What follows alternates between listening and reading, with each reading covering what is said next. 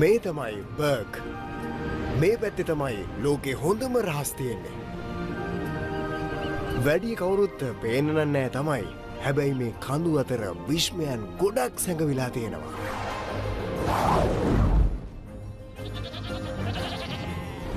මේ ජීවත් වුණ එක හරිම භයානකයි. ධෛර්ය නැති අයට නම් ඉවස ගන්නම අමාරුයි. ඔයාලට කියන්න මෙහි කට්ටිය මැහුම් ගෙතුම් විනෝදාංශයක් හැටියට කළාට බර්ග් වැසියන් වැඩියෙන්ම කැමති. අපි එක මෙහෙම කියමුකෝ. මකර සෙල්ලම.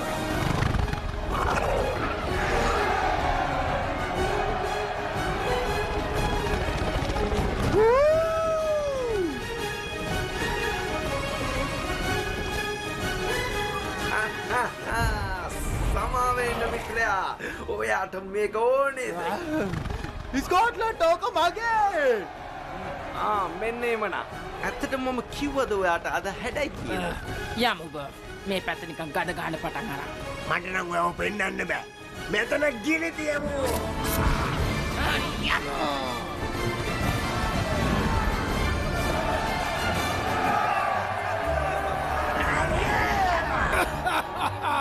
නිවුන්නුන්ට ලකුණු 9යි.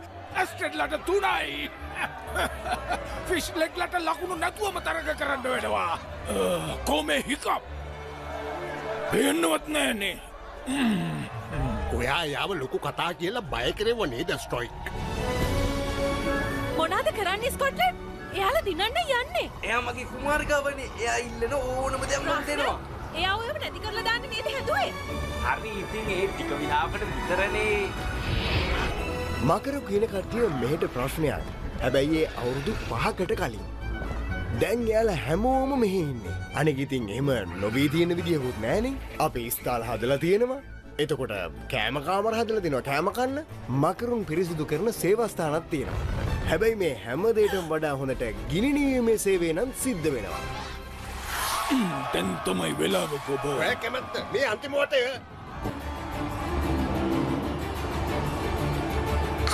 අන්න කළු බැටළුවා. අපි යමු ස්ටෝම් ෆයිල්. උඩ තාමත් දිගට පුළුවන්. යමු බර්. අපි යමු. ඉක්මනට ගිහින් අල්ලගන්න. ඔන්න දැන් ඔයාගේ වෙලාව ඇවි. එහෙනම් සුබ ගමනක් වේවා.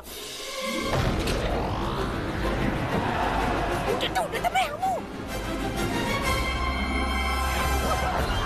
යමයි. ඔයා හොඳට කරා. එන්නේ නම් මෙයාගේ 10ක් තියෙනවා. මෙන්න කළු බැටළුවා. ඔයා මේ රණ්ඩු කරන්නේ රොෆ්ට් නිසාද? මං තනියෙන් දිනනවා. අපි ඔක්කොම දිනනවා. හරි. අයියෝ. කිසි කෙනෙකුට මාව නවත්තන්න බෑ. අපි හොඳ වැඩෝ වෙන කාටවත් නවත්තන්න බෑ. අල්ලගන්න ඒගොල්ලන් වෙස්ට්‍රෙඩ්. ඔට්ටයි හම්බුනේ. ඔක කොළොත් ඉතින් විනාශයක්ම තමයි. මම තනියම වුණා. අන්නේම තමයි. බලන්න ඒ තමයි මගේ අනාගත ලේලි. ඕන කට්ටිය පරිස්සමේ. ඔන්න බලාගෙන.